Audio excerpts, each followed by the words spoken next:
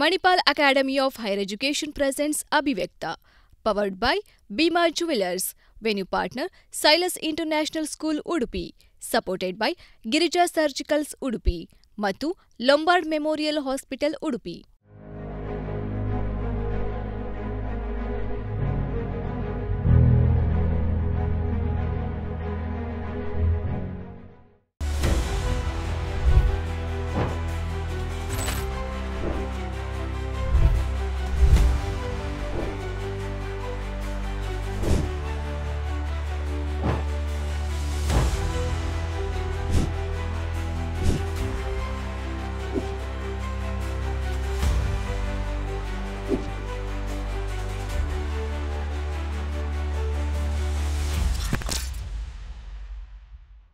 ವೀಕ್ಷಕರೇ ನಮಸ್ಕಾರ, welcome back to ಅಭಿವ್ಯಕ್ತ ನನ್ನ ಧ್ವನಿ ನನ್ನ ಶಕ್ತಿ. ನಮ್ಮ ಅಭಿವ್ಯಕ್ತ ನನ್ನ ಧ್ವನಿ ನನ್ನ ಶಕ್ತಿ ಕಾರ್ಯಕ್ರಮದಲ್ಲಿ ಈಗಾಗಲೇ ಬಹಳಷ್ಟು ಸ್ಪರ್ಧಾರ್ಥಿಗಳು ನೇರವಾಗಿ ಮುಂದಿನ ಹಂತಕ್ಕೆ ಆಯ್ಕೆಯಾಗಿ ಮತ್ತಷ್ಟು ಸ್ಪರ್ಧಾರ್ಥಿಗಳು ವೇಟಿಂಗ್ ಲಿಸ್ಟ್ ನಲ್ಲಿದ್ದಾರೆ. ಪ್ರೌಢಶಾಲಾ ವಿದ್ಯಾರ್ಥಿಗಳಿಗಾಗಿ ನಡೀತಾ ಇರುವಂತಹ ಈ ಒಂದು ಕಾರ್ಯಕ್ರಮದಲ್ಲಿ ಭಾಷಾ ಪ್ರೌಢಿಮೆ, ವಿಷಯದ ಮೇಲಿನ ಹಿಡಿತ ಮತ್ತು ವಾಕ್ಚಾತುರ್ಯವನ್ನ ಪರಿಗಣಿಸಲಾಗ್ತಿದೆ. ಹಾಗಾದ್ರೆ ಬನ್ನಿ, ನಮ್ಮ ಇಂದಿನ ಸಂಚಿಕೆಯಲ್ಲಿ ಯಾವೆಲ್ಲ ಸ್ಪರ್ಧಾರ್ಥಿಗಳು ತಮ್ಮ ಭಾಷಾ ಹಿಡಿತವನ್ನ, ವಾಕ್ಚಾತುರ್ಯವನ್ನ ತೋರಿಸಲಿದ್ದಾರೆ ನೋಡೋಣ. ಇಲ್ಲಿ ನೆರೆದಿರುವ ಎಲ್ಲರಿಗೂ ನನ್ನ ನಮಸ್ಕಾರಗಳು. ಇಂದು ನಾನು ನಮ್ಮೆಲ್ಲರ ಬದುಕಿನ ಅತಿ ಅಮೂಲ್ಯ ವ್ಯಕ್ತಿ ಅಮ್ಮನ ಬಗ್ಗೆ ಒಂದೆರಡು ಮಾತುಗಳನ್ನು ಹೇಳಬೇಕಾಗಿ ಬಯಸಿದ್ದೇನೆ. ಅಮ್ಮ ಎಂದರೆ ಕೇವಲ ಒಂದು ಪದವಲ್ಲ, ಅದು ಪ್ರೀತಿ, ತ್ಯಾಗ ಹಾಗೂ ಶಕ್ತಿಯ ಪ್ರತೀಕ. ನಮ್ಮೆಲ್ಲರ ಜೀವನದಲ್ಲಿ ಅಮ್ಮನ ಪಾತ್ರ ಅತಿ ದೊಡ್ಡದು. ಅವರು ನಮ್ಮ ಮೊದಲ ಗುರು, ಮೊದಲ ಸ್ನೇಹಿತೆ. ನಾವು ಮಾತನಾಡುವುದನ್ನು ಕಲಿತಿದ್ದು, ನಡೆಯುವುದನ್ನು ಕಲಿತಿದ್ದು ಹಾಗೂ ಜೀವನದ ಪಾಠಗಳನ್ನು ಕಲಿತಿದ್ದು ಅಮ್ಮನಿಂದಲೇ. ನಾವು ನೋವಿನಲ್ಲಿದ್ದಾಗ, ಕಷ್ಟದಲ್ಲಿದ್ದಾಗ ಹಾಗೂ ಸುಖದಲ್ಲಿದ್ದಾಗ ಹೀಗೆ ಪ್ರತಿಯೊಂದು ಹಂತದಲ್ಲೂ ನಮ್ಮ ಜೊತೆಯಾಗಿರುವ ಏಕೈಕ ವ್ಯಕ್ತಿ ನಮ್ಮೆಲ್ಲರ ಅಮ್ಮ. ಅಮ್ಮ ತನ್ನ ಕನಸುಗಳನ್ನು ಬದಿಗಿಟ್ಟು ನಮ್ಮ ಕನಸುಗಳಿಗೆ ರೆಕ್ಕೆ ನೀಡುತ್ತಾಳೆ. ಅಮ್ಮ ತನ್ನ ಆಸೆಗಳನ್ನು ತ್ಯಾಗ ಮಾಡಿ ನಮ್ಮ ಆಸೆಗಳನ್ನು ಪೂರೈಸುತ್ತಾರೆ. ಅವರ ಪ್ರೀತಿಗೆ ಯಾವುದೇ ಮಿತಿವಿಲ್ಲ, ಅದು ನಿಸ್ವಾರ್ಥ ಹಾಗೂ ಅಮೂಲ್ಯ. ಈ ಜಗತ್ತಿನಲ್ಲಿ ಅಮ್ಮನಿಗೆ ಸಮನಾಗಿರುವಂಥ ವ್ಯಕ್ತಿ ಯಾರು ಕೂಡವಿಲ್ಲ. ಅವರು ನಮ್ಮನ್ನು ಸದಾ ಪ್ರೀತಿಸುವ, ನಮ್ಮ ಕಾಳಜಿಯನ್ನು ವಹಿಸುವ, ನಮ್ಮ ಏಳಿಗೆಯನ್ನು ಬಯಸುವ ನಮ್ಮೆಲ್ಲರ ಅಮ್ಮನಿಗೆ ನಮ್ಮ ಗೌರವ ಸದಾವಿರಲೆಂದು ನನ್ನ ಪುಟ್ಟ ಭಾಷಣವನ್ನು ಮುಗಿಸುತ್ತಿದ್ದೇನೆ. ಅವಕಾಶ ಕೊಟ್ಟಿದ್ದಕ್ಕೆ ಧನ್ಯವಾದಗಳು. ಮುಸ್ತಫಾ, ತುಂಬ ಪುಟ್ಟ ಭಾಷಣ ಇತ್ತು ನಿಮ್ಮದು. ಅಮ್ಮನ ಬಗ್ಗೆ ನೀವು ಮಾತಾಡಿದ್ರಿ, ನಿಮ್ಮ ಅಮ್ಮನ ಬಗ್ಗೆ ಮಾತಾಡಬಹುದಾ? ಒಂದು ನಿಮಿಷ ನಿಮ್ಮ ಮಾತಿನಲ್ಲಿ ಸ್ಟಾರ್ಟ್ ಮಾಡಿ. ಅಮ್ಮ ನನ್ನನ್ನು ನೀವು ಮಾತಾಡ್ತಾ ಇದ್ದೀರಿ, ಮುಸ್ತಫಾನ ಅಮ್ಮ, ನಿಮ್ಮಮ್ಮ ಹೇಳಿ. ಅಮ್ಮ ನನ್ನನ್ನು ಕಷ್ಟಪಟ್ಟು ಸಾಕಿದ್ದಾರೆ. ಅವರು ನಾನು ಯಾವುದಾದ್ರು ಸ್ಪರ್ಧೆಯಲ್ಲಿ ಹೋದರೆ ಗೆದ್ದು ಬಾ ಎಂದು ಹೇಳುತ್ತಾರೆ. ನಾನು ಸೋತು ಬಂದರೂ ಕೂಡ ನನ್ನ ಅಮ್ಮ ನನಗೆ ಇನ್ನೊಂದ್ಸಲಿ ನೀವು ಒಳ್ಳೆ ಮಾಡುತ್ತೀ ಅಂತ ಹೇಳುತ್ತಾರೆ. ಈಗ ಮೊದಲ ಭಾಷಣಕ್ಕೂ ಎರಡನೇದಕ್ಕೂ ಡಿಫರೆನ್ಸ್ ಇತ್ತಾ ಮುಸ್ತಫಾ? ಇತ್ತು ಸರ್. ಯಾಕೆ ಡಿಫರೆನ್ಸ್ ಇತ್ತು? ಅದು ಈಗ ನೀವು ಮೊದಲು ಮಾತಾಡಿದ್ದು ಎಡಿಸನ್ ಅಮ್ಮ ಅಥವಾ ಮೈಕಲ್ ಫ್ಯಾರಡೆ ಅಮ್ಮ, ಯಾರ್ದೋ ಅಮ್ಮ. ಅದು ಎರಡನೇ ಬಾರಿ ಮಾತಾಡಿದ್ದು ನಿಮ್ಮ ಅಮ್ಮ ಅಲ್ವಾ? ಹೌದಲ್ಲ? ಯಾವಾಗಲೂ ನಾವು ನಮ್ಮ ಸ್ಪೀಚನ್ನು ಮಾಡಿದಾಗ, ನಮ್ಮ ಅಮ್ಮನ ಬಗ್ಗೆ ಮಾತಾಡಿದಾಗ ಸಹಜ ಫೀಲಿಂಗ್ಸ್ ಬರ್ತದೆ. ಅದು ಮಾತ್ರ ಒಬ್ಬ ಭಾಷಣಕಾರನ ಗೆಲ್ಲಿಸುವಂಥದ್ದು, ಸರಿನಾ? ಯಾರ್ದೋ ಭಾಷಣಗಳು ಕ್ಲಿಕ್ ಆಗೋದಿಲ್ಲ ಮಗ. ನನ್ನ ಅಮ್ಮನ ಬಗ್ಗೆ ಮಾತಾಡಿದಾಗ, because you should be the part of the speech. ನೀವೇನು ಹೇಳ್ತೀರಿ ಅದರ ಪಾರ್ಟ ನೀವು ಪ್ರೆಸೆಂಟ್ ಮಾಡಿದಾಗ ಒಳ್ಳೆ ಸ್ಪೀಕರ್ ಆಗ್ತೀರಿ. 3 ನಿಮಿಷ ನೀವು ಮಾತಾಡ್ಬೋದಾಗಿತ್ತು ನಂಗೆ ಅನಿಸುವಂಥದ್ದು. ಭಾಳ ಚುಟುಕು ಮಾಡಿದ್ರಿ, ಒಳ್ಳೆ ಸ್ಪೀಕರ್ ಆಗುವಂಥ ಎಲ್ಲ ಅರ್ಹತೆಗಳು ನಿಮ್ಮ ಹತ್ರ ಇದೆ, ಖಂಡಿತವಾಗಿದೆ. ಬಟ್ ನಂಗೆ ಅನ್ನಿಸ್ತಾ ಇದೆ ಇಬ್ಬರಿಗೂ ಕೂಡ ನೀವು ಇನ್ನೂ ಪ್ರಿಪೇರ್ ಆಗಿ ಬರಬೇಕು, ಇನ್ನೂ ಚೆನ್ನಾಗಿ ಮಾಡಬೇಕು ಅಂತ ಅನ್ನಿಸ್ತಾ ಇದೆ. ನೆಕ್ಸ್ಟ್ ಟೈಮ್ ಬನ್ನಿ, ಇನ್ನೂ ಚೆನ್ನಾಗಿ ಮಾಡ್ತೀನಿ. All the best. Thank you sir. ಮಿಂಚುವುದ ಸಮಯಕ್ಕೆ ಸಾಕ್ಷಿ ಇಲ್ಲ. ಸಮಯವು ಬಹು ಮುಖ್ಯ. ಅಂತೆಯೇ ಪ್ರತಿಯೊಬ್ಬ ವ್ಯಕ್ತಿಯೂ ಕೂಡ. ಇಲ್ಲಿ ಉಪಸ್ಥಿತರಿರುವ ನಿಮ್ಮೆಲ್ಲರಿಗೂ ನನ್ನ ವಂದನೆಗಳು. ಇಂದು ನಾನು ಮಾತಾಡುತ್ತಿರುವ ವಿಷಯ ಜೀವನದಲ್ಲಿ ಪ್ರತಿಯೊಂದು ದಿನವೂ ಗಣನೀಯ, ಅಂತೆಯೇ ಪ್ರತಿಯೊಬ್ಬ ವ್ಯಕ್ತಿಯೂ ಕೂಡ. ಜೀವನದಲ್ಲಿ ಪ್ರತಿಯೊಂದು ದಿನವೂ ಮುಖ್ಯ. ಪ್ರತಿಯೊಂದು ದಿನವೂ ನಮ್ಮಲ್ಲಿ ಹೊಸ ಚೈತನ್ಯವನ್ನು ತುಂಬುತ್ತದೆ. ಈ ದಿನಗಳಲ್ಲಿ ನಾವು ನಮ್ಮ ಸಾಧನೆಗಳನ್ನು ಹೇಗೆ ಮಾಡಬೇಕು ಎಂದು ತಿಳಿದುಕೊಳ್ಳಬೇಕಾಗಿದೆ. ಇಲ್ಲಿ ನಾನು ಒಬ್ಬ ಜ್ಞಾನಿಗಳು ಹೇಳಿದ ಮಾತನ್ನು ಹೇಳಲು ಬಯಸುತ್ತೇನೆ. ನಾವು ಬದುಕುವಾಗ ಇಂದೇ ನನ್ನ ಜೀವನದ ಕೊನೆಯ ದಿನ ಎನ್ನುವಂತೆ ಬದುಕಬೇಕಂತೆ. ಇದರ ಅರ್ಥವೇನೆಂದರೆ ನಾವು ಏನು ಸಾಧನೆಗಳನ್ನು ನಾಳೆ ಮಾಡಬೇಕೆಂದು ಅಂದುಕೊಂಡಿದ್ದೀವೋ ಅದನ್ನು ನಾಳೆ ಎನ್ನದೆ ಇಂದೇ ಮಾಡಬೇಕು. ಅಂದರೆ ಪ್ರತಿದಿನವೂ ಗಣನೀಯ. ಇದೇ ರೀತಿ ಪ್ರತಿಯೊಬ್ಬ ವ್ಯಕ್ತಿಯೂ ಕೂಡ. ಪ್ರತಿಯೊಬ್ಬ ವ್ಯಕ್ತಿಗೂ ತನ್ನದೇ ಆದ ಸ್ಥಾನಮಾನವಿರುತ್ತದೆ. ಒಂದು ಟೀಮ್ ವರ್ಕ್ ಅಂದರೆ ಒಂದು ತಂಡದ ಕೆಲಸವೇನಿದೆಯೋ ಅದನ್ನು ಆ ಇಡೀ ತಂಡ ಸೇರಿಕೊಂಡು ಮಾಡಬೇಕಾಗುತ್ತದೆ. ಉದಾಹರಣೆಗೆ ಹೇಳುವುದಾದರೆ, ಒಂದು ಆಸ್ಪತ್ರೆಗೆ ಒಬ್ಬ ವ್ಯಕ್ತಿಯನ್ನು ತುರ್ತು ಚಿಕಿತ್ಸೆಗೆ ಕೊಂಡೊಯ್ಯುವಾಗ ಆ ಆಂಬ್ಯುಲೆನ್ಸ್ ಚಾಲಕನಿಂದ ಹಿಡಿದು ಆ ಹುಷಾರಿಲ್ಲದ ವ್ಯಕ್ತಿಯನ್ನು ಆಸ್ಪತ್ರೆಯ ಒಳಗೆ ಕರೆದುಕೊಂಡು ಹೋಗುವ ದಾದಿ, ಚಿಕಿತ್ಸೆ ನೀಡುವ ವೈದ್ಯರು ಎಲ್ಲರೂ ತಮ್ಮ ಕೆಲಸವನ್ನು ಸರಿಯಾದ ಸಮಯಕ್ಕೆ ಮಾಡಿದರೆ ಮಾತ್ರ ಆ ವ್ಯಕ್ತಿಗೆ ಸರಿಯಾದ ಸಮಯದಲ್ಲಿ ಸರಿಯಾದ ಚಿಕಿತ್ಸೆ ದೊರೆಯುತ್ತದೆ. ಹಾಗಾಗಿ ಪ್ರತಿಯೊಬ್ಬ ವ್ಯಕ್ತಿಯ ಪಾತ್ರವು ಗಣನೀಯ. ಯಾರು ಮೇಲೂ ಅಲ್ಲ, ಯಾರು ಕೀಳೂ ಅಲ್ಲ. ಹಾಗಾಗಿ ನಾವು ಯಾರನ್ನು ಕೀಳಾಗಿ ಕಾಣಬಾರದು. ಮನುಷ್ಯ ಎಷ್ಟೇ ಬೆಳ್ಳಗಿರಲಿ ಅವನ ನೆರಳು ಮಾತ್ರ ಕಪ್ಪಾಗಿಯೇ ಇರುತ್ತದೆ ಅನ್ನುವುದನ್ನು ನಾವು ಮರೆಯಬಾರದು. ನಾವು ಬೇರೆಯವರನ್ನು ಮೇಲೆತ್ತುವುದರಿಂದ ನಾವು ಸಹ ಎತ್ತರಕ್ಕೆ ಹೋಗುತ್ತೇವೆ. ಅದೇ ಮೇಲಿದ್ದವರನ್ನು ತಳ್ಳುವುದರಿಂದ ನಾವು ಇದ್ದಲ್ಲಿಯೇ ಒಂಟಿಯಾಗುತ್ತೇವೆ. ಆದ್ದರಿಂದ ಎತ್ತುವ ಕೆಲಸ ಮಾಡಬೇಕೇ ಹೊರತು ತಳ್ಳುವ ಕೆಲಸಕ್ಕೆ ಹೋಗಬಾರದು. ಹಾಗೆ ನಾವು ಏನು ಈ ಪ್ರತಿದಿನವನ್ನು ಸರಿಯಾಗಿ ಉಪಯೋಗಿಸೋಣ ಮತ್ತು ಪ್ರತಿಯೊಬ್ಬ ವ್ಯಕ್ತಿಯ ಮಹತ್ವವನ್ನು ತಿಳಿಯೋಣ ಮತ್ತು ನಾವು ಯಾರದ್ದೋ ಉದಾಹರಣೆಯನ್ನು ಹೇಳುತ್ತಾ ನಮ್ಮ ಜೀವನವನ್ನೆಲ್ಲ ಕಳೆಯುವುದನ್ನು ಬಿಟ್ಟು ನಾವೇ ಬೇರೆಯವರಿಗೆ ಒಂದು ಉತ್ತಮ ಉದಾಹರಣೆ ಆಗೋಣ ಎಂದು ಹೇಳುತ್ತಾ ನನ್ನ ಈ ಪುಟ್ಟ ಭಾಷಣಕ್ಕೆ ಪೂರ್ಣ ವಿರಾಮವನ್ನಿಡುತ್ತೇನೆ. ಆಲಿಸಿದ ಎಲ್ಲರಿಗೂ ಧನ್ಯವಾದಗಳು. ಸಾನ್ವಿ, ಹಾಂ sir. You are studying in Little Rock English medium school ಅಲ್ವಾ? ಹೌದು. Your language is English. ಹಾಂ ಹೌದು. ಇಷ್ಟು ಸುಂದರವಾದ ಕನ್ನಡ ಯಾರು ಕಲಿಸಿದ್ರು ನಿಮಗೆ? Kannada I think sir language ಕಲೀಲಿಕ್ಕೆ ಬೇಡ, ನೀವು ಕೇಳಿಯೇ ಕಲಿಬೋದು ಅನಿಸುತ್ತೆ. ಮತ್ತು ನನ್ನ ಆಬ್ವಿಯಸ್ಲಿ ನನ್ನ ಪಪ್ಪ ಮಮ್ಮಿ ಇಬ್ಬರು ನನಗೆ ಯಾವುದೇ ಲ್ಯಾಂಗ್ವೇಜ್ ಎಲ್ಲದರಲ್ಲೂ ಸಪೋರ್ಟ್ ಮಾಡ್ತಾರೆ. ಆಲ್ಸೋ ಇನ್ ದಿಸ್ ಲ್ಯಾಂಗ್ವೇಜ್ ನಾನು ಒಂದು ಕಲಿಬೇಕು, ಬೇರೆ ಲ್ಯಾಂಗ್ವೇಜ್ ನಮ್ಮದೇ ಇದರಲ್ಲಿ ಮಾತ್ರ ಇರುವುದಲ್ಲ, ಬೇರೆ ಲ್ಯಾಂಗ್ವೇಜನ್ನು ಕಲಿತು ವರ್ಲ್ಡನ್ನು ಬೇರೆ ಥರದಲ್ಲಿ ನೋಡಬೇಕು ಅಂತ ಕಲಿಸಿದ್ದಾರೆ. ಮನೆಯಲ್ಲಿ ಯಾವ ಲ್ಯಾಂಗ್ವೇಜ್ ಮಾತಾಡ್ತೀರಾ? ಕೊಂಕಣಿ. ಕೊಂಕಣಿ ಮಾತಾಡ್ತೀರಿ, ಬಟ್ ನಿಮ್ಮ ಕನ್ನಡ ಬಹಳ ಸ್ವೀಟ್ ಆಯ್ತು. Thank you. ಮತ್ತೆ ನೀವು ಕೊಡುವಂತ ವಾಯ್ಸ್ ಪಂಚ್ ಇದೆಯಲ್ಲ, ಪ್ರತಿಯೊಂದು ಇನ್ನೊಮ್ಮೆ ಹೇಳಿ. ಆ ಪ್ರತಿಯೊಂದು ಇನ್ನೊಮ್ಮೆ ಹೇಳಿ. ಪ್ರತಿಯೊಂದು ಒಂದು ಅಕ್ಷರ ನಾನು ಹೇಳಲಿಕ್ಕಿಲ್ಲಮ್ಮ. ಅಮೇಝಿಂಗ್. ಒಳ್ಳೆ ಸಾನ್ವಿ ಇದು. ಒಳ್ಳೆ ಸ್ಪೀಕರ್ ಆಗುವಂತ ಎಲ್ಲ ಅರ್ಹತೆಗಳನ್ನು ಭಗವಂತ ನಿಮ್ಗೆ ಕೊಟ್ಟಾಗಿದೆ. ಕಂಗ್ರಾಚುಲೇಷನ್ಸ್.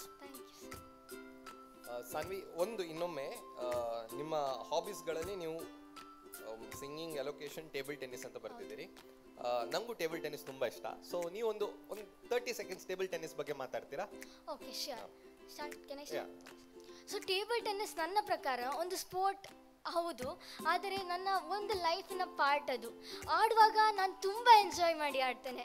ತುಂಬ ಅಂದರೆ ಅಪೋನೆಂಟ್ ಹೇಗೆ ಆಡ್ತಾನೆ, ನಾನು ಅವನಿಂದ ಅಥವಾ ಅವಳಿಂದ ಏನನ್ನು ಕಲಿಬೇಕು, ನಾನು ಅವಳಿಂದ ಏನು ಸ್ಫೂರ್ತಿಯಾಗಿ ತಗೊಳ್ಬೇಕು, ನಾನು ಅವಳು ಬೇರೆ ಸರ್ವ್ ಹಾಕಿದರೆ ನಾನು ಅದನ್ನು ಕಲಿಬೇಕಲ್ಲ, ಅವಳಿಗೆ ಕೇಳಿ ಕಲಿವ ಮಾತ್ರ ನಾನು ಅಂದ್ಕೊಳ್ಳುವಾಗ ಅದು ಅಹಂಕಾರ ಇರಬಾರ್ದು. ಟೇಬಲ್ ಟೆನ್ನಿಸಲ್ಲಿ ಯಾವುದೇ ಸ್ಪೋರ್ಟ್ಸ್ ಇಲ್ಲಿ ಏನೇ ಇರಲಿ, ನೀವು ಬೇರೆಯವರಿಂದ ಹೆಚ್ಚು ಕಲಿಬೇಕು ಅನ್ನೋದು ನನ್ನ ಥಿಂಗ್, ಅಂದರೆ ನನಗೆ ಯೋಚನೆ ನನ್ನದು.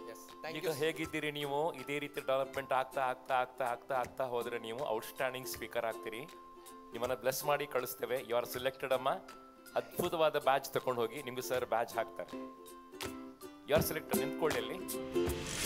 You are selected. ಕಂಗ್ರಾಚುಲೇಷನ್ಸ್.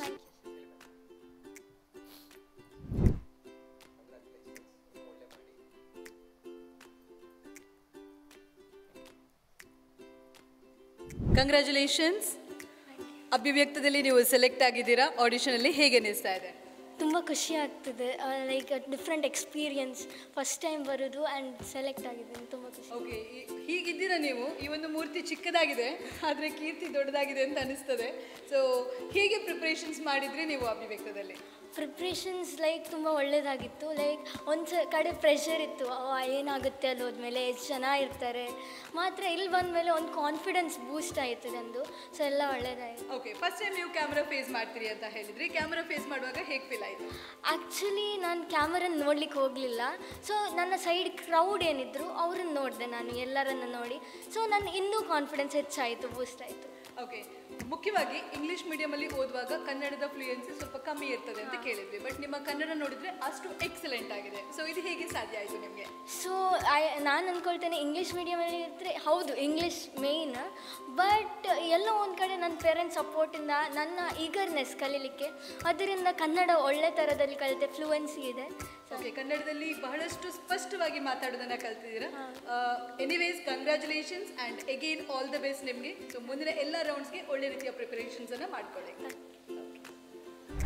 ಸನ್ಮಾನ್ಯ ತೀರ್ಪುಗಾರರಿಗೂ ಹಾಗೂ ಇಲ್ಲಿ ನೆಲೆಸಿರುವ ಎಲ್ಲ ಸದಸ್ಯರಿಗೂ ನನ್ನ ವಂದನೆಗಳು. ನಾನು ಇಂದು ಆಯ್ದಿರುವ ವಿಷಯ ಆಪರೇಷನ್ ಸಿಂಧೂರ. ಭಾರತದ ಶಿಖರ ಕಾಶ್ಮೀರ. ಕೇಂದ್ರ ಸರ್ಕಾರ ಆರ್ಟಿಕಲ್ 370 ಮೂಲಕ ಕೇಂದ್ರಾಡಳಿತ ಸರ್ಕಾರ ಪ್ರದೇಶ ಎಂದು ಘೋಷಿಸಿ ಶಾಂತಿ ಸ್ಥಾಪಿಸಿ ಅಭಿವೃದ್ಧಿ ಸಾಧಿಸಿ ಜಗತ್ತೇ ಸುಂದರ ಕಾಶ್ಮೀರದ ಕಡೆಗೆ ನೋಡುವಂತಹ ಪ್ರವಾಸಿ ತಾಣವಾಗಿ ಅಲ್ಲಿನ ಯುವ ಜನತೆ ಕಲ್ಲು ತೂರುವುದನ್ನು ಬಿಟ್ಟು ಪ್ರವಾಸಿಗರಿಂದ ಆದಾಯದ ಮೂಲ ಹುಡುಕಿ ಶಾಂತಿ ಹಾಗೂ ನೆಮ್ಮದಿಯ ಕಡೆಗೆ ಹೋಗುವಾಗ ನೆರೆಯ ಪಾಕಿಸ್ತಾನ ಎಂದು ನೇರ ಯುದ್ಧ ಮಾಡದೆ ಭಯೋತ್ಪಾದಕರನ್ನು ಎತ್ತಿ ಕಟ್ಟಿ ಅಲ್ಲಿನ ಪ್ರವಾಸಿ ತಾಣವಾದ ಪಹಲ್ಗಾಮ್ನಲ್ಲಿ ಏಪ್ರಿಲ್ 22ರಂದು ಭಯೋತ್ಪಾದಕ ದಾಳಿಯಿಂದ ಅಲ್ಲಿ ಬಂದಿರುವ ಒಬ್ಬ ನೇಪಾಳಿ ಪ್ರಜೆ ಸೇರಿದಂತೆ 26 ನಾಗರಿಕರನ್ನು ಕೊಂದು ಹಾಕಿದರು. ಇದಕ್ಕೆ ಆಪರೇಷನ್ ಸಿಂಧೂರವು ಒಂದು ನೇರ ಮಿಲಿಟರಿ ಪರಾಕ್ರಮವಾಗಿತ್ತು. ಭಾರತೀಯ ಧೈರ್ಯಶಾಲಿ ಹಾಗೂ ಈ ಪ್ರಯತ್ನದಲ್ಲಿ ಮೇ 7, 2025ರಂದು ಭಾರತವು ಪಾಕಿಸ್ತಾನ ಹಾಗೂ ಪಾಕಿಸ್ತಾನ ಆಕ್ರಮಿತ ಕಾಶ್ಮೀರದಲ್ಲಿನ 9 ಪ್ರಮುಖ ಭಯೋತ್ಪಾದಕ ಕೇಂದ್ರಗಳನ್ನು ನಾಶಪಡಿಸಿ ಮಧ್ಯರಾತ್ರಿ ಈ ಕಾರ್ಯಾಚರಣೆಯಲ್ಲಿ ಭಯೋತ್ಪಾದಕರನ್ನು ಹೆದರಿಸಿ ಅವರು ದಿಕ್ಕಾಪಾಲಾಗಿ ಓಡುವುದನ್ನು ನಾವೆಲ್ಲ ಟಿವಿಯಲ್ಲಿ ನೋಡಿದ್ದೇವೆ. ಇದು ಭಾರತದ ಮಿಲಿಟರಿ ಪರಾಕ್ರಮ ಹಾಗೂ ನಮ್ಮ ದೇಶದ ಕಾರ್ಯತಂತ್ರದ ಸಾಮರ್ಥ್ಯವನ್ನು ಜಗತ್ತಿಗೆ ಸಾರಿ ತೋರಿಸುತ್ತಿದೆ. ಆಪರೇಷನ್ ಸಿಂಧೂರವು ಒಂದು ಮಲ್ಟಿ ಸರ್ವಿಸ್ ಆಪರೇಷನ್ ಆಗಿದ್ದು ಇದರಲ್ಲಿ ನೌಕಾಸೇನೆ, ಭೂಸೇನೆ, ವಾಯುಸೇನೆ ಇವೆಲ್ಲವೂ ಒಟ್ಟಿಗೆ ಸೇರಿ ಕಾರ್ಯಾಚರಣೆ ಮಾಡಿದೆ. ಸಿಂಧೂರವು ಭಾರತದ ಮಹಿಳೆಯರ ಗೌರವದ ಸಂಕೇತ. ಇಂತಹ ಮಹಿಳೆಯ ಭಾರತದ ಸಿಂಧೂರಕ್ಕೆ ಆ ಪಾಕಿಸ್ತಾನರು ಗುರಿ ಇಟ್ಟಿದ್ದಕ್ಕೆ ನಮ್ಮ ಭಾರತ ಕೊಟ್ಟ ನೇರ ಉತ್ತರವೇ ಆಪರೇಷನ್ ಸಿಂಧೂರ್.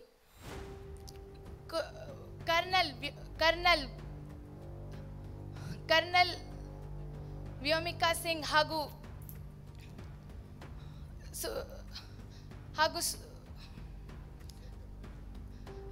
ಸೋಫಿಯಾ ಕುರೇಶಿ ಅವರು ಮಾಡಿದ ಯುದ್ಧದಿಂದ ಜಗತ್ತಿಗೆ ಭಾರತದ ಶಕ್ತಿಯನ್ನು ಅನಾವರಣೆ ಮಾಡಿ ನಮ್ಮ ಸಿಂಧೂರದ ಶಕ್ತಿಯನ್ನು ಜಗತ್ತಿಗೆ ತೋರಿಸಿಕೊಟ್ಟಿತ್ತು. ಆದ್ದರಿಂದ ನಮ್ಮ ಭಾರತ ನಮ್ಮ ಎಲ್ಲ ಸೈನಿಕರಿಂದ ಹೆಮ್ಮೆ ಪಡುತ್ತದೆ ಎಂದು ಹೇಳುತ್ತಾ ನನ್ನ ಮಾತನ್ನು ಮುಗಿಸುತ್ತಿದ್ದೇನೆ. ಧನ್ಯವಾದಗಳು. ಶ್ರೀಗೌರಿ ಅಲ್ಲ, ಚಂದ ಮಾತಾಡಿದ್ದೀವಿ ಶ್ರೀಗೌರಿ, ತುಂಬ ತಿಳ್ಕೊಂಡಿದ್ದೀರಿ ಅಂತ ನಂಗೆ ಅನ್ನಿಸ್ತು. ಬಹಳ ಒಳ್ಳೆ ಪ್ರೆಸೆಂಟೇಷನ್ ಇದು, ಚಂದ ಪ್ರೆಸೆಂಟೇಷನ್. ಆದರೆ ಭಾರತದ ಬಗ್ಗೆ ಮಾತಾಡುವ ಕಣ್ಣಲ್ಲಿ ಒಂದು ಗ್ಲೋ ಬರಬೇಕು, ಒಂದು ಪ್ರಭೆ ಬರಬೇಕು, ಒಂದು ಕಾಂತಿ ಮುಖದಲ್ಲಿ ಕಾಣಿಸ್ಬೇಕು. ನಮ್ಮ ಭಾರತ ಅಲ್ವ ಅದೆಲ್ಲ, ನಮ್ಮ ಭಾರತ. ಅದು ಯಾಕೆ ಮಿಸ್ಸಿಂಗ್ ಆಯಿತು ಅಂತ ಹೇಳಿದ್ರೆ, ನಿಮ್ಮ ಉದ್ದುವಾದ ವಾಕ್ಯಗಳು ನನಗೆ ಗೊತ್ತಿಲ್ಲ, ಅದು ಸ್ಕ್ರಿಪ್ಟೆಡ್ ವಾಕ್ಯಗಳು. ನಾನು ಕಾಯ್ತಾ ಇರೋದು ಶ್ರೀಗೌರಿ ವಾಕ್ಯ ಮುಗಿಸ್ತಾಳೆ, ಫುಲ್ ಸ್ಟಾಪ್ ಹಾಕ್ತಾಳೆ, ಹಾಕಲೇ ಇಲ್ಲ, ವಾಕ್ಯ ಉದ್ದಕ್ಕೆ ಹೋಯ್ತು. ನಿಮ್ಮ ಮೊದಲ ವಾಕ್ಯದಲ್ಲಿ ಒಂದು 25-30 ವರ್ಡ್ಸ್ಗಳು ಬಂತು, ಅದು ಎಂಡ್ ಮಾಡ್ಲಿಕ್ಕೆ ನಿಮ್ಗೆ ಆಗಲಿಲ್ಲ. ಏನಾಗುತ್ತೆ ಆಗಂತ ನಿಮ್ಮ ಬ್ಯಾಲೆನ್ಸ್ ತಪ್ಪಿ ಹೋಗ್ತದೆ, ನಿಮಗೆ ಎಂಡ್ ಮಾಡ್ಲಿಕ್ಕೆ ಸಾಧ್ಯ ಆಗೋದಿಲ್ಲ. ಮತ್ತು ಇಸ್ವಿಗಳನ್ನು ಹೇಳುವಾಗ, ವ್ಯಕ್ತಿಗಳ ಬಗ್ಗೆ ಹೇಳುವಾಗ ಅಥೆಂಟಿಕ್ ಆಗಿರ್ಬೇಕು ಯಾವತ್ತೂ ಕೂಡ ಅಂತ ಹೇಳುವಂಥದ್ದು. ಮರ್ತು ಹೋಗುವತ್ತು. ಯಾಕೆ ಮರ್ತು ಹೋಗುತ್ತೆ ಅಂತ ಹೇಳಿದ್ರೆ, ಕ್ಯಾಮರಾ ಇದೆ ತಿಳ್ಕೊತೀರಿ ನೀವು, ನಮ್ಮನ್ನು ಯಾರೋ ಗಮನಿಸ್ತಾರೆ, ಜಡ್ಜಸ್ ಇದ್ದಾರೆ ತಿಳ್ಕೊತೀರಿ, ಹಾಗೆ ತಿಳ್ಕೊಬಾರ್ದು. ಈ ಕ್ಯಾಮರಾಗಳು ಇಲ್ಲದೆ ಇದ್ದಾಗ ಅಮ್ಮನ ಜೊತೆ ಕೂತು ಹೇಗೆ ಮಾತಾಡ್ತೀರಿ ಮನೆಯಲ್ಲಿ, ಅದು ನಿಜವಾದ ಸ್ಪೀಚ್. ಕ್ಯಾಮರಾಗಳು ಇಲ್ಲದಿದ್ದಾಗ ತಮ್ಮನೊಟ್ಟಿಗೆ ಕೂತ್ಕೊಂಡು ಹೇಗೆ ಮಾತಾಡ್ತೀವಿ, ನಿಜವಾದ ಸ್ಪೀಚ್ ಅದು ಬೇಕಾದ್ದು ನಮಗೆ. ಕ್ಯಾಮರಾ ಇದೆ ಅಂತ ಭಾವಿಸ್ಕೊಳ್ಳೋದಲ್ಲ. ಶ್ರೀಗೌರಿ ಒಳ್ಳೆ ನಿಮ್ಮಕ್ಕೆ ಮಾತಾಡುವ ಶಕ್ತಿ ಭಗವಂತ ಕೊಟ್ಟಿದ್ದಾನೆ. ನಿಮ್ಮ ಬಗ್ಗೆ ಸರ್ ಹೇಳ್ತಾರೆ, ಕೇಳಿ ಸ್ಟಾರ್ಟ್ ಮಾಡಿ. ಅವರು ತುಂಬ ಒಳ್ಳೆ ರೀತಿ ಮಾತಾಡಿದ್ರಿ. ಒಂದೇನಂತ ಹೇಳಿದ್ರೆ, ನೀವು ತುಂಬ ಫ್ಯಾಕ್ಟ್ಸ್ಗಳನ್ನು ತುಂಬಿಸ್ಲಿಕ್ಕೆ ಟ್ರೈ ಮಾಡಿದ್ರಿ, ತುಂಬ ಫ್ಯಾಕ್ಟ್ಸ್ಗಳನ್ನು ಹೇಳ್ತೀರಿ. ಆ ಫ್ಯಾಕ್ಟ್ಸ್ಗಳಿಗೆ ಹೇಳುವಾಗ ಏನು ಸಮಸ್ಯೆ ಆಗ್ತದೆ ಅಂತ ಹೇಳಿದ್ರೆ, ನಮಗೆ ಅದು ಫೆಮಿಲಿಯರ್ ಫ್ಯಾಕ್ಟ್ ಅಲ್ಲದಿರುವಾಗ ನಮಗೆ ಅದು ಮರ್ತು ಹೋಗೋ ಪಾಸಿಬಿಲಿಟೀಸ್ ಜಾಸ್ತಿ ಇರ್ತದೆ. ಸೊ ಅಷ್ಟು ಫ್ಯಾಕ್ಟ್ಸ್ಗಳಿಗೆ ಒತ್ತು ಕೊಡಬೇಡಿ. ನಿಮ್ಮ ಇಡೀ ಸ್ಪೀಚಲ್ಲಿ ನನಗೆ ಫ್ಯಾಕ್ಟ್ಸ್ಗಳ ಪ್ರೆಸೆಂಟೇಷನ್ ಕಾಣ್ತಿತ್ತು ಬಿಟ್ಟರೆ ಅದರಲ್ಲಿ ಬೇರೆ ಫೀಲ್ ನಂಗೆ ಸಿಗಲಿಲ್ಲ. ಅಂದರೆ ಒಂದು ಸ್ಪೀಚಿಗೆ ಇರಬೇಕಾಗಿರುವಂಥ ಫೀಲ್, ಅದು ಸ್ಪೀಚ್ ಅಂದರೆ ಏನು, ಮೇನ್ಲಿ ಕನೆಕ್ಟ್ ಆಗಬೇಕು, ಮುಂದೆ ಕುತ್ಕೊಂಡವ್ರಿಗೆ ಕನೆಕ್ಟ್ ಆಗಬೇಕು, ಅದಕ್ಕೆ ಬೇಕಿರುವಂಥ ಫೀಲ್ಸ್ ಅಲ್ಲಿ ಇರಲಿಲ್ಲ. ಬಿಟ್ಟರೆ ಅದು ಫ್ಯಾಕ್ಟ್ಗಳ ಒಂದು ಪ್ರೆಸೆಂಟೇಷನ್ ರೀತಿಯಲ್ಲಿ ಆಗಿತ್ತು. ಹಾಗಾಗಿ ಸ್ವಲ್ಪ ಫೀಲ್ ತರಲಿಕ್ಕೆ ಪ್ರಯತ್ನ ಪಡಿ.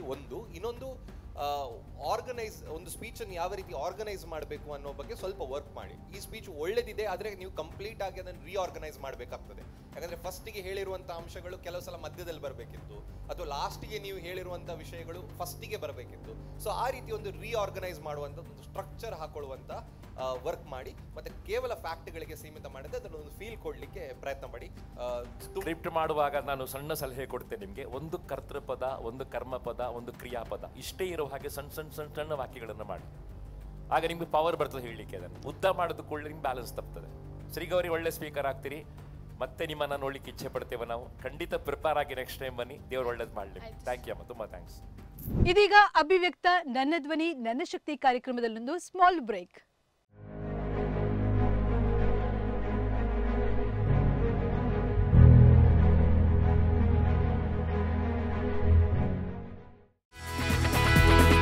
Equipped with state-of-the-art facilities for academics and extracurricular activities, MAHE is home to more than 33,000 students from over 67 different nations with a vibrant campus life.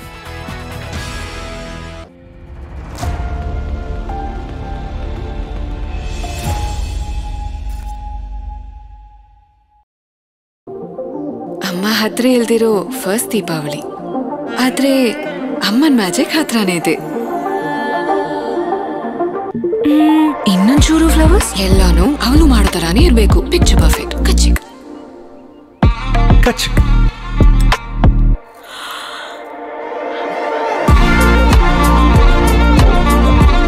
ಕಚ್ಚಿಕ್ ಚಿನ್ನದಂತ ನೆನಪುಗಳೊಂದಿಗೆ ಈ ದೀಪಾವಳಿ ಭೀಮದ ಜೊತೆಗೆ.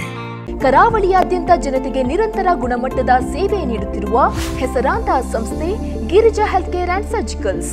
ನಮ್ಮಲ್ಲಿ 5 function ICU cot with electric control device, power operated automatic wheel chairs, orthotic products, walking aids, oxygen concentrator, commode foldable chairs, folding walkers, hospital backrest cot with mattresses, recline folding wheelchairs with side cushion and headrest, adult diapers ಮತ್ತು ಎಲ್ಲಾ ತರಹದ ಔಷಧಿಗಳು ರಿಯಾಯಿತಿ ದರದಲ್ಲಿ ಲಭ್ಯವಿದೆ.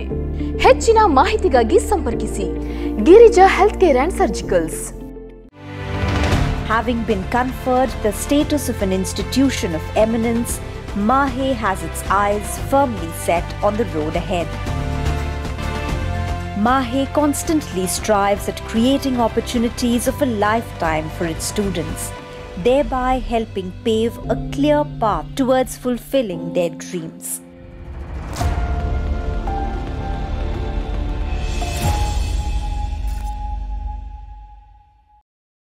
Welcome to Lombard Memorial Group of Institutions, Udupi, a trusted name in healthcare education. Our colleges, Lombard Memorial College of Paramedical and Allied Health Sciences, offering BSc Medical Laboratory Technology, Diploma Medical Laboratory Technology, Diploma Operation Theater and Anesthesia Technology, Diploma Medical Imaging Technology. For admission details, contact 8867782987, 99022433642. Your future in healthcare starts here.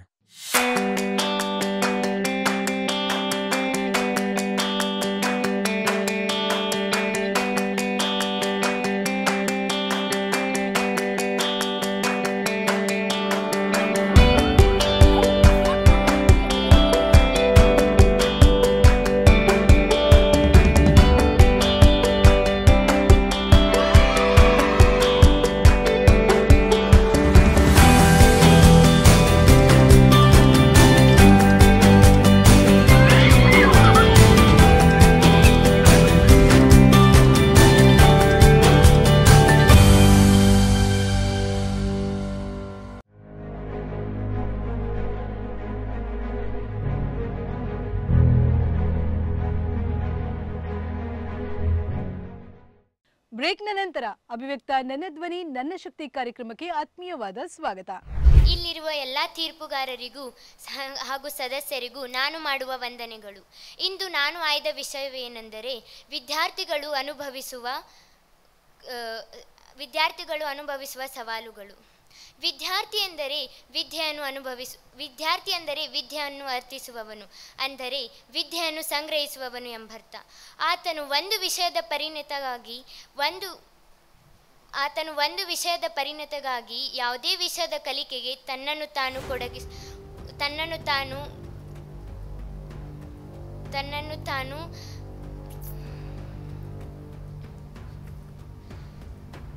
ತಾನು ಕೊಡಗಿಸಿಕೊಳ್ಳಬೇಕಾಗುತ್ತದೆ. ಇದಕ್ಕೆ ವಯಸ್ಸಿನ Shamita, if you are comfortable in English, you can start in English also. No problem, you can start in English. No, sir, I can't. Okay, start again. ವಿದ್ಯಾರ್ಥಿ ಎಂದರೆ ವಿದ್ಯೆಯನ್ನು ಅರ್ಥಿಸುವವನು, ಎಂದರೆ ವಿದ್ಯೆಯನ್ನು ಸಂಗ್ರಹಿಸುವವನು. ಇದಕ್ಕೆ ವಯಸ್ಸಿನ ಮಿತಿ ಇಲ್ಲ. ವಿದ್ಯಾರ್ಥಿಯಾದವನು ಶಿಸ್ತು, ಗಮನ, ಜವಾಬ್ದಾರಿ, ಸಮಯದ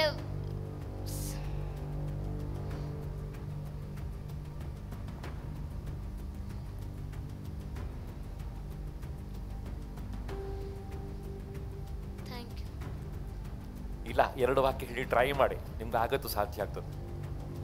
Add 2 more sentences. You have the capability. Do it.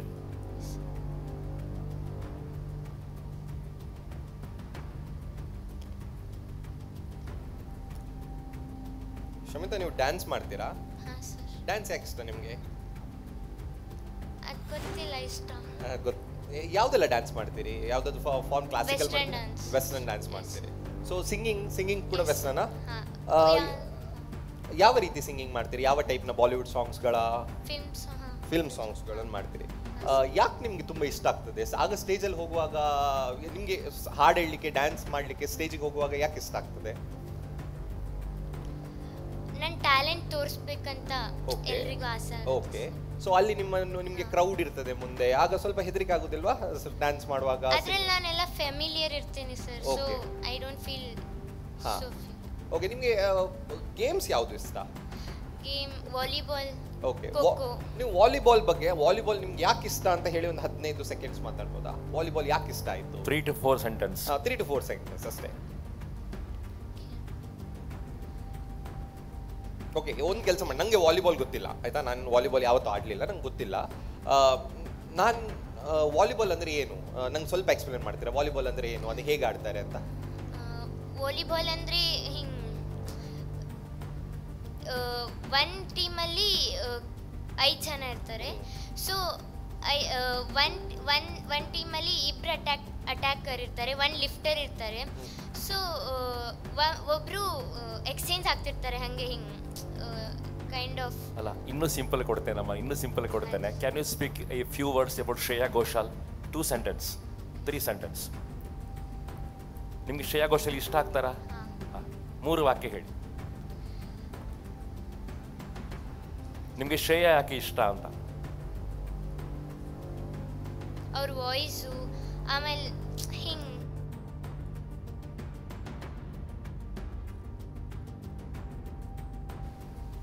ಅವ್ರು ಫೀಲ್ ಮಾಡ್ಕೊಂಡು ಹಾಡ್ತಾರೆ. ಒಂದು ಸಾಲು ಹಾಡ್ತೀರಾ ಶ್ರೇಯಾ ಹಾಡಿರ್ತಕ್ಕಂಥ ಒಂದು ಸಾಲು ವಿತ್ ಫೀಲಿಂಗ್ ಹಾಡ್ತೀರಾ? ಅಥವಾ any song, any song of your choice. Sing a line with feelings and emotions.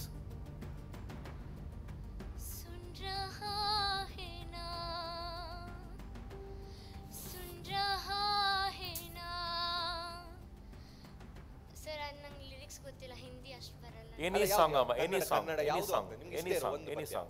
Shreya Ghoshal. ಅಲ್ಲ, ಶ್ರೇಯಾ ಘೋಷಾಲ್ ಯಾವುದು? ಯಾವ ಸಾಂಗ್ ಅದು? ಮುಂಚಾನೆ ಮಂಚಲ್ಲಿ ಮುಸ್ಸಂಜೆ ತಿಳಿತಂಪಲ್ಲಿ ಓವಲವೇ ನೀನಿಲ್ಲಿ ಹುಡುಕಾಟ ನನಗಿನ್ನೆಲ್ಲಿ ನನ್ನೆದೆಯೊಳಗೆ ನೀಳಿದು ಛದಮನದ ಮೌನ ಮುರಿದು ಬಿಸಿ ಉಸಿರನ್ನು ನೀ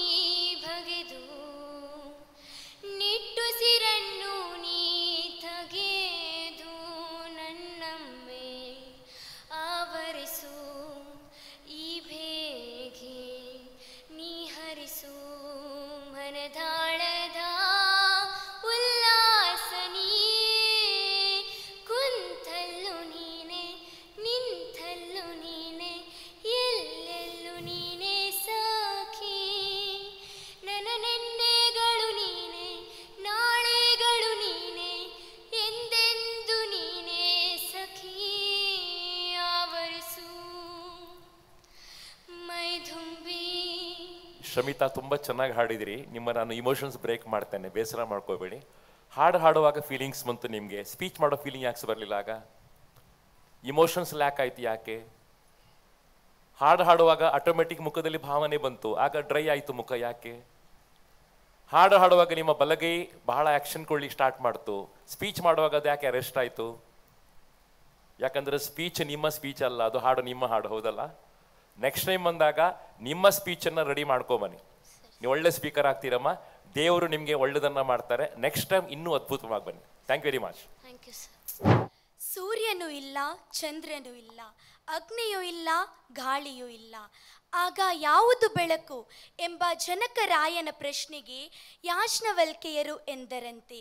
ಆಗ ಸತ್ಯದ ಬೆಳಕು, ಜ್ಞಾನದ ಬೆಳಕು, ಆತ್ಮದ ಬೆಳಕು. ಈ ಸತ್ಯ, ಜ್ಞಾನ, ಆತ್ಮದ ಬೆಳಕನ್ನು ಎಲ್ಲೆಡೆ ಪಸರಿಸುವ ಸರಸ್ವತಿ ಮಾತೆಯ ಪಾದಕ್ಕೆ ನಮಿಸುತ್ತಾ, ನನ್ನಲ್ಲಿ ಹೊಸ ಬೆಳಕು ತುಂಬಿದ ನನ್ನ ತಾಯಿ ನನ್ನ ಶಕ್ತಿ ಎಂಬ ಶೀರ್ಷಿಕೆಯಡಿಯಲ್ಲಿ ನಾನು ಮಾತನಾಡಲು ಇಚ್ಛಿಸುತ್ತೇನೆ. ಬರೀ ಮಾತುಗಳಲ್ಲಿ ವರ್ಣಿಸಲು ಆಕೆ ಕವಿತೆಗೂ ನಿಲುಕದ ಮಹಾತಾಯಿ. ಎಲ್ಲ ಮಕ್ಕಳಿಗೂ ತಾಯಿಯೇ ಮೊದಲ ಗುರು. ನನ್ನ ಜೀವನದ ಶಕ್ತಿ, ಸ್ಫೂರ್ತಿ, ನನ್ನ ಜೀವನದ ಕನ್ನಡಿಯು ನನ್ನ ತಾಯಿ. ಬಿದ್ದಾಗ ಕೈ ಹಿಡಿದು ನಡೆಸಿದವಳು, ಸೋತಾಗ ಕಂಬನಿಯೂರಿಸಿ ಧೈರ್ಯ ತುಂಬಿದವಳು, ಗೆದ್ದಾಗ ಸಂತೋಷಪಟ್ಟು ಬೆನ್ನು ತಟ್ಟಿ ಹುರಿದುಂಬಿಸಿದಳು. ನಮ್ಮ ನೆರಳಾದರೂ ನಮ್ಮನ್ನು ಬಿಟ್ಟು ಇರಬಹುದು, ಆದರೆ ತಾಯಿ ಎಂಬ ಪ್ರೀತಿಯ ನೆರಳು ಎಂದಿಗೂ ನಮ್ಮ ಬೆನ್ನು ಬಿಡದು.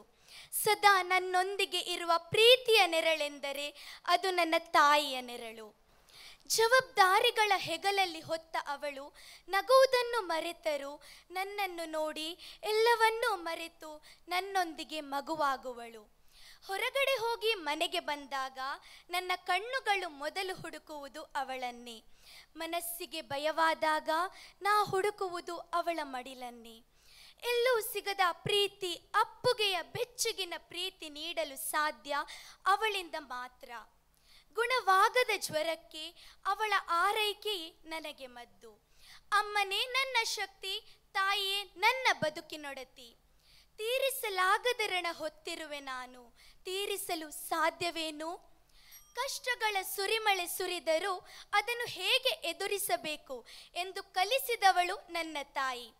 ಇವತ್ತು ಅತಿ ವೇಗದಲ್ಲಿ ಬದಲಾಗುತ್ತಿರುವ ಈ ಜಗತ್ತಿನಲ್ಲಿ ನಾನು ಹೇಗೆ ಹೆಜ್ಜೆಯನ್ನಿಡಬೇಕೆಂದು ನನ್ನ ಕೈ ಹಿಡಿದು ಈ ತಟದಲ್ಲಿ ನಿಲ್ಲಿಸಿದವಳು ನನ್ನ ತಾಯಿ.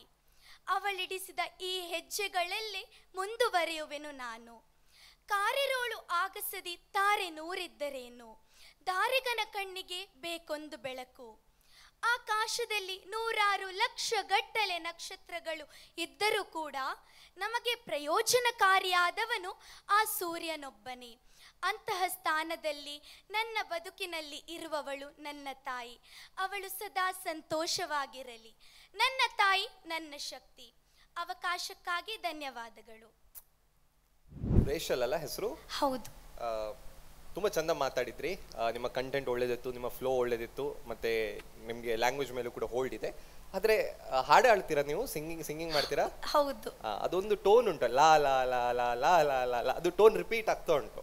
ಸೊ ನಿಮ್ಮ ಇಡೀ ಸ್ಪೀಚ್ ಉಂಟಲ್ಲ ಆ ಟೋನಲ್ಲಿ ನಿಂತಿದೆ. ಆ ಟೋನ್ ಬಿಟ್ಟು ಹೊರಗೆ ಬರ್ತಿಲ್ಲ. ನೀವು ಎಲ್ಲ ಸೆಂಟೆನ್ಸ್, ಎಲ್ಲ ಭಾವನೆಯ ಸೆಂಟೆನ್ಸ್ ಹೇಳುವಾಗ ಸಮೇತ ಅದು ಆ ಒಂದು ಟೋನಲ್ಲಿ ಹೋಗ್ತಾ ಉಂಟು ಮೇಲೆ ಕೆಳಗೆ. ಅದರ ಬಗ್ಗೆ ಸ್ವಲ್ಪ ಗಮನ ವಹಿಸಿ. ಆ ಟೋನ್ ಅಷ್ಟು ಬೇಡ ನಮಗೆ ಬರುವಂಥದ್ದು. ಮತ್ತು ಜನಕರಾಯ ಯಾರು ಸ್ಟಾರ್ಟಿಂಗಲ್ಲಿ ನೀವು ಮೆನ್ಷನ್ ಮಾಡಿದ್ರಿ, ಕತೆ ಹೇಳಿದ್ರಿ. ನಿಮ್ಮ ಇಡೀ ಸ್ಪೀಚ್ನಲ್ಲಿ ಎಲ್ಲ ಸೌಲ್ ಅದ್ಭುತವಾಗಿತ್ತು, ಆತ್ಮ ಬಹಳ ಚೆನ್ನಾಗಿತ್ತು. ಆ ಫಸ್ಟ್ 2 ಸೆಂಟೆನ್ಸ್ ನಮಗೆ ಅರ್ಥ ಆಗಲಿಲ್ಲ, ಅರ್ಥ ಮಾಡಿಸ್ತೀರಾ ಪ್ಲೀಸ್? ಜನಕರಾಯ ಅಂದರೆ ನನಗೆ ಗೊತ್ತಿಲ್ಲ. ಯಾಜ್ಞವಲ್ಕ್ಯರು ಅಂದರೆ ಆಸ್ಟ್ರೋನಾಮರ್ಸ್. ಹಾಗೆ ಯಾರು ಹೇಳಿದ್ರ ಕತೆ ಯಾರು ಹೇಳಿಕೊಟ್ಟದ್ದು ನಿಮಗೆ? ನನ್ನ ನೇಬರ್. ಓಕೆ, ಇವತ್ತು ಹೋಗಿ ಕೇಳಿ ಆಯ್ತು ಅವ್ರ ಹತ್ರ ಫುಲ್. ನೆಕ್ಸ್ಟ್ ಟೈಮ್ ಕೂಡ ಹಾಗೆ ನೀವು ಸ್ಪೀಚಿಗೆ ಬೇರೆಯವರು ಹೇಳಿದ್ದು ತಕೊಳ್ಳಿ, ಬಟ್ ಅದನ್ನು ತಗೊಳ್ಳುವಾಗ ಅದರ ಹಿಂದೆ ಮುಂದೆ ಏನು ಅಂತ ಸ್ವಲ್ಪ ನೀವು ಎನ್ಕ್ವೈರಿ ಮಾಡ್ಕೊಳ್ಳಿ. ಯಾಕಂದ್ರೆ ನೀವು ಪಿಕ್ ಆ್ಯಂಡ್ ಸ್ಪೀಚಿಗೆಲ್ಲ ಹೋದಾಗ ಅದು ನಿಮ್ಗೆ ಯೂಸ್ ಆಗ್ತದೆ. ಆಯ್ತಾ? All the best. ಮತ್ತೆ ಪ್ರತಿ ವಾಕ್ಯದ ಕೊನೆಗೆ ನನ್ನಮ್ಮ ನನ್ನಮ್ಮ ನನ್ನಮ್ಮ ನನ್ನಮ್ಮ ಅದೊಂದು ಮೊನಾಟೋನಿ ಕ್ರಿಯೇಟ್ ಮಾಡ್ತದೆ. ಸ್ವಲ್ಪ ಅದರಿಂದ ಹೊರಗೆ ಬರಬೇಕು. ನನ್ನವ್ವ, ನನ್ನ ತಾಯಿ, ನನ್ನ ಅಬ್ಬೆ, ನನ್ನ ಅಮ್ಮ, ನನ್ನ ಜನನಿ, ಇದೆಲ್ಲ ಕ್ರಿಯೇಟ್ ಮಾಡಿದರೆ ವೆರೈಟಿ ಕ್ರಿಯೇಟ್ ಆಗುತ್ತೆ, ಮೊನೋಟೋನಿಯಿಂದ ಹೊರಗೆ ಬರುವಂಥದ್ದು. ಅಮ್ಮನ ಬಗ್ಗೆ ಒಳ್ಳೆ ಸ್ಪೀಚ್ ಮಾಡಿದಿರಿ, ಇಬ್ಬರ ಡಿಸಿಷನ್ ಒಂದೇ ರೀತಿ ಇದೆ. You are selected for the next round. ಆಯ್ತಾ? ಅಲ್ಲೇ ನಿಂತ್ಕೊಳ್ಳಿ, ನಿಮ್ಗೆ ಸರ್ ಬಂದು ಒಂದು ಬಹಳ ಚಂದವಾದ ಬ್ಯಾಚ್ ಹಾಕ್ತಾರೆ. ಕಂಗ್ರ್ಯಾಚುಲೇಷನ್ಸ್. ಇಲ್ಲ ನೀವು ಇವತ್ತಿನ ಸಮ್ಮರಿ ಏನು ಸ್ಪೆಷಲ್ ಅಂತ ಹೇಳಿದ್ರೆ, ನಿಮಗೆ ಅರ್ಥವಾಗದನ್ನ ನಿಮ್ಮ ಸ್ಪೀಚ್ ಒಳಗೆ ತಗೊಳ್ಳುವಾಗ ಅರ್ಥ ಮಾಡ್ಕೊಂಡು ತಗೊಳ್ಬೇಕಷ್ಟೆ. ಸೋ ಗುಡ್ ಅಮ್ಮ, congratulations. Thank you sir. Congratulations. ನಿಮ್ಮ ಹೆಸರು ಮತ್ತು ಸ್ಕೂಲ್ನ ಹೆಸರನ್ನ ಹೇಳಿ. ನನ್ನ ಹೆಸರು ರೀಶಲ್ ಡಿಮೆಲ್ಲೋ. ನಾನು ಶ್ರೀಲಕ್ಷ್ಮಿ ಜನಾರ್ದನ್ ಇಂಟರ್ನ್ಯಾಷನಲ್ ಸ್ಕೂಲ್ ಬೆಳ್ಮನಲ್ಲಿ ಓದುತ್ತಿದ್ದೇನೆ. ಓಕೆ, ಸೊ ಇಷ್ಟು ಸ್ಪಷ್ಟವಾಗಿ ಕನ್ನಡವನ್ನು ಮಾತಾಡಬೇಕಾದ್ರೆ ಎಣಿಸಲೇಬೇಕು, ನೀವು 100% ಸೆಲೆಕ್ಟ್ ಆಗಿದ್ದೀರಾ. ಆ್ಯಂಡ್ ಅಭಿವ್ಯಕ್ತಕ್ಕೆ ಬರುವಾಗ ನಿಮ್ಮ ಪ್ರಿಪರೇಷನ್ಸ್ ಹೇಗಿತ್ತು ಅಂತ ಹೇಳ್ಬೋದಾ? ಅಂದರೆ ನನಗೆ ಸ್ಪೀಚಲ್ಲಿ ಮುಂದೆ like I have to achieve something in public speaking ಅಂತ ನನಗೆ ತುಂಬ ಆಸೆ ಇತ್ತು. ನನಗಿಂತ ಜಾಸ್ತಿ ನನ್ನ ಅಮ್ಮನಿಗೆ ತುಂಬ ಆಸೆ ಇತ್ತು ಅಂತ ನನಗೆ ಹೇಳಲಿಕ್ಕೆ ಇಷ್ಟಪಡ್ತೇನೆ. ಓಕೆ, ಓದ್ತಾ ಇರುವಂಥದ್ದು ಇಂಗ್ಲೀಷ್ ಮೀಡಿಯಂ ಸ್ಕೂಲಲ್ಲಿ, ಆದರೆ ಕನ್ನಡದ ಸ್ಪಷ್ಟತೆ ನೋಡಿದರೆ, ಕನ್ನಡದಲ್ಲಿ ಒಂದು ಆಸಕ್ತಿ ನೋಡಿದರೆ ನಿಜಕ್ಕೂ ಖುಷಿ ಆಗ್ತಾ ಇದೆ. ಆ್ಯಂಡ್ ಅಮ್ಮನಿಗೆ ಸಲ್ತದ ಇದರ ಒಂದು ಅಚೀವ್ಮೆಂಟ್ ನಿಮ್ಮದು? ಹೌದು, ಅಮ್ಮನೇ ಹೇಳಿಕೊಟ್ಟಿರುವಂಥದ್ದು. ಸ್ಪೀಚನ್ನು ಹೇಗೆ ರೆಡಿ ಮಾಡಿದ್ರಿ? ಸ್ಪೀಚ್ ಕೆಲವು ಸೆಂಟೆನ್ಸ್ ನನ್ನ ನೇಬರ್ ಹತ್ರ ಸ್ವಲ್ಪ ಕೇಳಿದ್ದೆ, ಮತ್ತು ಎಕ್ಸ್ಪ್ರೆಷನ್ಸ್ ಎಲ್ಲ ನನ್ನ ಅಮ್ಮ ಹೇಳ್ಕೊಡ್ತಾ ಇದ್ರು. ಇದು ಮೊದಲನೇ ಕಾಂಪಿಟೇಷನ್ ಅಥವಾ ಇದಕ್ಕಿಂತ ಮುಂಚೆ ಬೇರೆ ಕಾಂಪಿಟೇಷನನ್ನು ಹೋಗಿದ್ದೀರಾ? ಕಾಂಪಿಟೇಷನ್ಗೆ ಬೇರೆ ಕಾಂಪಿಟೇಷನ್ಗೆ ಹೋಗಿದ್ದೇನೆ. ಟಿವಿಯಲ್ಲಿ ಬರುವಂತಹ ಕಾಂಪಿಟೇಷನ್ಸನ್ನು ಇದೇ ಫಸ್ಟ್ ನೋಡ್ತಾ ಇರುವಂಥದ್ದು? ಹೌದು. ಟಿವಿಯಲ್ಲಿ ನೀವು ಇವತ್ತೇ ಫಸ್ಟ್ ಕ್ಯಾಮ್ರಾದ ಮುಂದೆ ನಿಂತು ಭಾಷಣವನ್ನು ಮಾಡ್ತಾ ಇದ್ದೀರಾ? ಹೌದು. ಓಕೆ, ಕ್ಯಾಮ್ರಾದ ಮುಂದೆ ನಿಂತು ಮಾತನಾಡೋದು ಅಷ್ಟು ಸುಲಭ ಏನಿಲ್ಲ. ಸೊ ನಿಮ್ಮ ಎಕ್ಸ್ಪೀರಿಯನ್ಸ್ ಹೇಗಿತ್ತು ಹೇಳಿ? ತುಂಬ ಚೆನ್ನಾಗಿತ್ತು. ಜಡ್ಜಸ್ ಕಮೆಂಟ್ ಕೊಟ್ಟದ್ದು ಹೇಗೆ ಅನಿಸಿತ್ತು ನಿಮಗೆ? ನನಗೆ ಸ್ವಲ್ಪ ತುಂಬ ಎನ್ಕರೇಜ್ಮೆಂಟ್ ಆಗಿ ಅನಿಸಿತ್ತು. ಅದು ಇನ್ನೂ ಕೂಡ ಮುಂದಕ್ಕೆ ನಾನು ಅದರಲ್ಲಿ ಮೇಲೆ ಹೋಗಬೇಕಂತ ನನಗೆ ತುಂಬ ಆಸೆ ಇದೆ. ಅವರು ಕೊಟ್ಟಿದ್ದ ಎಲ್ಲ ನನಗೆ ಕಮೆಂಟ್ಸ್ ಎಲ್ಲ ಎನ್ಕರೇಜಿಂಗ್ ಆಗಿತ್ತು. ಓಕೆ, ಅಂದರೆ ಯಾವುದೇ ಒಂದು ವಿಷಯವನ್ನು ಮಾತಾಡುವಾಗ ಭಾಷೆಯ ಒಂದು ಸ್ಪಷ್ಟತೆ, ಅದರ ಮೇಲೆ ವಿಷಯದ ಒಂದು ಹಿಡಿತ, ಎರಡನ್ನ ಸಾಧಿಸಲಿಕ್ಕೆ ಹೊರಟಿದ್ದೀರಾ. ಸೊ ನೆಕ್ಸ್ಟ್ ಪ್ರಿಪರೇಷನ್ಸನ್ನು ಒಳ್ಳೆ ರೀತಿಯಲ್ಲಿ ಮಾಡ್ಕೊಂಡು ಬನ್ನಿ. ಹಾಗೆ ಅಭಿವ್ಯಕ್ತಿಗೆ ನಿಮಗೆ welcome. Thank you ma'am. Congratulations and all the best. Thank you. ಎಲ್ಲರಿಗೂ ಶುಭ ಮಧ್ಯಾಹ್ನ. ನಾನು ನಿಮ್ಮ ಪ್ರೀತಿಯ ತೃಪ್ತಿ ಆರ್ಕೆ ಗಾಣಿಗ. ನಾನು ಡಾನ್ ಬಾಸ್ಕೋ ಶಾಲೆ 8ನೇ ತರಗತಿಯ ವಿದ್ಯಾರ್ಥಿ. ನಾನು ಇವತ್ತು ಕೃತಜ್ಞತೆಯ ಬೇರುಗಳು ಮತ್ತು ಭರವಸೆಯ ರೆಕ್ಕೆಗಳ ಬಗ್ಗೆ ಒಂದೆರಡು ಮಾತನಾಡಲು ಬಯಸುತ್ತೇನೆ. ಕೃತಜ್ಞತೆ ಎಂದರೆ ಧನ್ಯವಾದ ಅಥವಾ ಹೊಗಳುವಿಕೆಯ ಒಂದು ಧನಾತ್ಮಕ ಭಾವ. ಒಬ್ಬ ವ್ಯಕ್ತಿಯು ತನಗೆ ಲಭಿಸಿದ ಅಥವಾ ಲಭಿಸುವ ಸೌಲಭ್ಯಕ್ಕೆ ಪ್ರತಿಯಾಗಿ ನೀಡುವ ಒಂದು ತರಹ ರಸೀದಿ. ತಾಯಿಯೇ ಮೊದಲ ಗುರು. ತಾಯಿ ಹುಟ್ಟಿದ ಮಕ್ಕಳಿಗೆ ಕೃತಜ್ಞತೆಯನ್ನು ಹೇಳಿಕೊಡುತ್ತಾಳೆ. ಅದನ್ನು ಕೆಲವರು ಬೆಳೆಸಿಕೊಳ್ಳುತ್ತಾರೆ, ಇನ್ನು ಕೆಲವರು ಅದನ್ನು ಬೆಳೆಸಿಕೊಳ್ಳುವುದಿಲ್ಲ. ನಮಗೆ ಕಷ್ಟದಲ್ಲಿರುವಾಗ ಯಾರು ನಮಗೆ ಸಹಾಯ ಮಾಡುತ್ತಾರೋ ಅವರಿಗೆ ನಾವು ಮೊದಲು ಹೇಳುವುದೇ ಧನ್ಯವಾದ. ಒಂದು ಉದಾಹರಣೆ ನಾನು ನನ್ನ ಕ್ಲಾಸಿನಲ್ಲಿಯೇ ತಗೊಳ್ಳುತ್ತೇನೆ. ನಾನು ನನ್ನ ಕ್ಲಾಸಿನಲ್ಲಿ ನೋಟ್ಸ್ ಬರೆಯುತ್ತಿರುವಾಗ ನನ್ನ ಪೆನ್ನಿನ ಶಾಯಿ ಖಾಲಿಯಾಯಿತು. ಅದಕ್ಕೆ ನಾನು ನನ್ನ ಶಿಕ್ಷಕರು ಎಲ್ಲೂ ಬೈಯುತ್ತಾರೋ ಎಂದು ಯೋಚನೆ ಮಾಡುತ್ತಾ ಕುಳಿತಿದ್ದಾಗ ನನ್ನ ಸ್ನೇಹಿತೆ ಒಬ್ಬಳು ನನಗೆ ಪೆನ್ನನ್ನು ಕೊಟ್ಟಳು. ಅದಕ್ಕೆ ನಾನು ಅವಳಿಗೆ ಧನ್ಯವಾದವನ್ನು ಹೇಳಿದೆನು. ಹೀಗೆ ಒಬ್ಬರಿಂದ ಇನ್ನೊಬ್ಬರಿಗೆ ಕೃತಜ್ಞತೆಯನ್ನು ಹೇಳುವಂಥದ್ದು. ಕೃತಜ್ಞತೆಯು 3 ಷರತ್ತುಗಳನ್ನು ಒಳಗೊಂಡಿದೆ. ಅವನಿಗೆ ಅಥವಾ ಅವಳಿಗೆ ಬೆಲೆ ಕೊಡುವ ರೀತಿ, ಪಡೆದವನಿಗೆ ಕೊಡುವ ಬೆಲೆ ಮತ್ತು ಉದ್ದೇಶಪೂರ್ವಕವಾಗಿ ಒಪ್ಪಿಸುವುದು. ಕೃತಜ್ಞತೆಯ ಬೇರು ನೀಡುವ ಅರ್ಥವೇನೆಂದರೆ ಕರುಣೆ, ಉದಾರತೆ ಮತ್ತು ಕಾಣಿಕೆಯನ್ನು ಕೊಡುವ ಮತ್ತು ತೆಗೆದುಕೊಳ್ಳುವ ಆನಂದವೇ ಆಗಿದೆ. ಕೃತಜ್ಞತೆಯ ಬಗ್ಗೆ ಪ್ರಪಂಚದ ಹಲವಾರು ಧರ್ಮಗಳು ಗುರುತಿಸಿವೆ. ಕೃತಜ್ಞತೆಯು ಋಣ ಅಲ್ಲ, ಬೇರೆ ಬೇರೆಯೇ ಆಗಿದೆ. ಕೃತಜ್ಞತೆ ನಮಗೆ ಸಹಾಯ ಪಡೆದ ಮೇಲೆ 2 ಥರ ಭಾವನೆ ಉಂಟಾಗುತ್ತದೆ. ನಾವು ಪಡೆದ ಸಹಾಯಕ್ಕೆ ಪ್ರತಿಯಾಗಿ ಏನನ್ನಾದರೂ ನೀಡಬೇಕು ಎಂದ ಭಾವನೆಯ ಸಮಯದಲ್ಲಿ ಋಣಭಾವ ಹುಟ್ಟುತ್ತದೆ. ಭಾವನೆಗಳು ಬೇರೆ ಬೇರೆ ಕ್ರಿಯೆಗೆ ಅವಕಾಶ ಮಾಡಿಕೊಟ್ಟಿವೆ. ಇತ್ತೀಚಿನ ದಿನಗಳಲ್ಲಿ ನಡೆಯುವ ಅಧ್ಯಯನಗಳಲ್ಲಿ ನಮಗೆ ತಿಳಿಯುವುದೇನೆಂದರೆ, ಯಾರು ಹೆಚ್ಚು ಕೃತಜ್ಞತರಾಗಿರುತ್ತಾರೋ ಅವರು ಹೆಚ್ಚಿನ ಮಟ್ಟದಲ್ಲಿ ಚೆನ್ನಾಗಿರುತ್ತಾರೆ. ಅವರು ಯಾವುದೇ ಕಷ್ಟಕ್ಕೂ ಸಹ ಒಳಗಾಗುವುದಿಲ್ಲ. ಅವರು ತಮ್ಮ ಜೀವನದಲ್ಲಿ ತೃಪ್ತರಾಗಿರುತ್ತಾರೆ. ಅವರು ತಮ್ಮ ಸುತ್ತಮುತ್ತಿನ ಪರಿಸರದ ಬಗ್ಗೆ ಹಿಡಿತವನ್ನು ಹೊಂದಿರುತ್ತಾರೆ. ವ್ಯಕ್ತಿಯ ಬೆಳವಣಿಗೆ ಮತ್ತು ಅವರ ವ್ಯಕ್ತಿಯ ಬೆಳವಣಿಗೆ ಮತ್ತು ಜೀವನದಲ್ಲಿ ಗುರಿ ಮತ್ತು ಸ್ವಾರ್ಥದ ಹಿಡಿತವನ್ನು ಹೊಂದಿರುತ್ತಾರೆ. ಅವರು ಯಾವುದೇ ಕಷ್ಟ ಬಂದರೂ ಅದಕ್ಕೆ ಹೆದರುವುದಿಲ್ಲ, ಅದನ್ನು ಧೈರ್ಯದಿಂದ ಎದುರಿಸುತ್ತಾರೆ. ಅವರು ಚೆನ್ನಾಗಿ ನಿದ್ರೆ ಸಹ ಮಾಡುತ್ತಾರೆ. ಅವರು ಜೀವನದಲ್ಲಿ ಅನುಭವದ ಪಾಠ ಕಲಿತು ಬೆಳೆಯುತ್ತಾರೆ ಮತ್ತು ಅವರು ಯಾವುದೇ ಕಷ್ಟ ಬಂದರೂ ಅದಕ್ಕೂ ಹೆದರುವುದಿಲ್ಲ. ಅವರು ತಮ್ಮ ಹೆಚ್ಚಿನ ಸಮಯವನ್ನು ತಮ್ಮ ಸಮಸ್ಯೆಗಳನ್ನು ಹೇಗೆ ಬಗೆಹರಿಸಬೇಕು ಎಂದು ಯೋಚನೆ ಮಾಡುತ್ತಾರೆ. ನಾವು ಕೃತಜ್ಞತೆಯ ಬೇರುಗಳನ್ನು ಬೆಳೆಸಿಕೊಂಡಾಗ ನಮ್ಮಲ್ಲಿ ಭರವಸೆ ಮೂಡುತ್ತದೆ. ನಮ್ಮಲ್ಲಿ ಭರವಸೆ ಮೂಡಿದಾಗ ನಾವು ಏನು ಅಂದುಕೊಂಡುತ್ತೇವೋ ಅದನ್ನು ನಾವು ಸಾಧಿಸಬಹುದಲ್ಲವೇ? ಅದಕ್ಕೆ ನಾವು ಮತ್ತು ನೀವು ಭರವಸೆಯನ್ನು ಇಟ್ಟುಕೊಂಡಿರಬೇಕು ಮತ್ತು ಕೃತಜ್ಞತೆಯನ್ನು ಬೆಳೆಸಿಕೊಳ್ಳಿರಬೇಕು. ಹೀಗೆ ಹೇಳುತ್ತಾ ನಾನು ಈ ಭಾಷಣವನ್ನು ಮುಗಿಸುತ್ತಿದ್ದೇನೆ. ಅವಕಾಶಕ್ಕಾಗಿ ಧನ್ಯವಾದಗಳು.